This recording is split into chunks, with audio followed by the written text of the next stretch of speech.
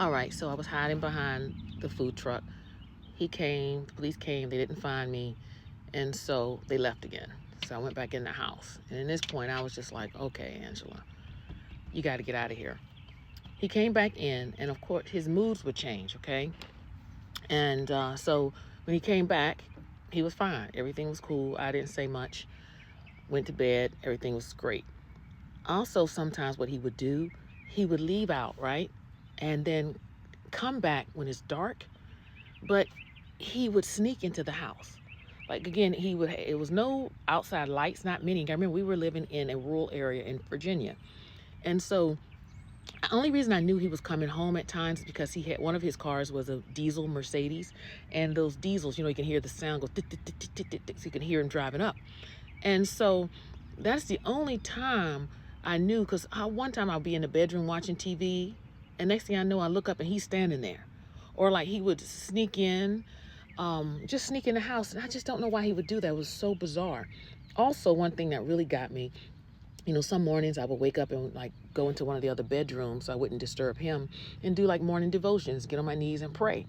One morning, while I'm praying, he like busts the door wide open and he says, "You in here hiding from me, separate but equal, separate but not equal." And I'm like, "What are you talking about, dude? I'm praying." And he was like, "Praying without me?" And I'm like, "What the hell?" Like it was really crazy. So again, I started getting more fearful, I'm like, this dude is really not right.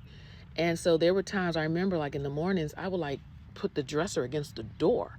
So when I'm doing my devotions, if he couldn't barge in. And so then that's why I was like, okay, Angela. I started talking to my girlfriend. I was like, okay, I need to find a way to get out of here. So we had planned, okay, Ange, when you leave, she was like, save up some money. So I was trying to save up some money because, again, I wasn't working. So I would save up money when he would give it to me. And she's like, when you leave him, just come here. She lived in Pennsylvania. And she was like, just come here for at least a week and just get your mind right, determine what you want to do. Well, one night, the shit hit the fan. And I don't know how the argument started, but I was just like, I got to get out of here. I said it to myself. I mean, it was just an argument. He was just going on a rampage. He was like throwing things, acting crazy, saying crazy stuff. And so I remember running to one of the bathrooms and I closed and I locked the door. And I was on the phone with one of my girlfriends who lives in New York.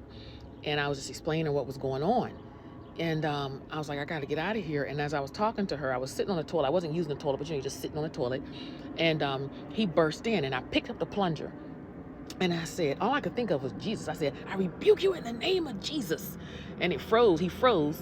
And then he ran out the house. And so then I was like, oh shit, I got to get out of here.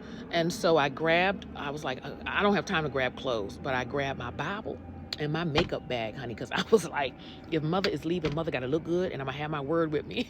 So, and I grabbed the keys to the diesel Mercedes. And so that's when he came running after me, behind me. I'm running out the house. He's running behind me, and we're like fighting because he's trying to get the keys out of my hand so I can't get in the car and take the car. So I'm like, what the hell's wrong with this dude? And so that's when he picked up like a broom, like he was going to hit me. And I said, you better not hit me. And then he just grabbed, and I said, just take the fucking keys. And I threw the keys to him. And then he went into the car. Of course, his little bitch ass time, I'm going to get the police. I was like, okay, this time, if he get the police, he'll probably press charges. Or if he comes back, who knows, he might kill me. So I was like, you know what, Ange, let him go.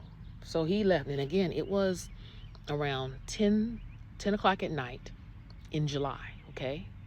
So he left. And I said, you know what, you got to go, Ange. You don't have time to pack, nothing. Again, I had my cell phone, my makeup bag, and my Bible.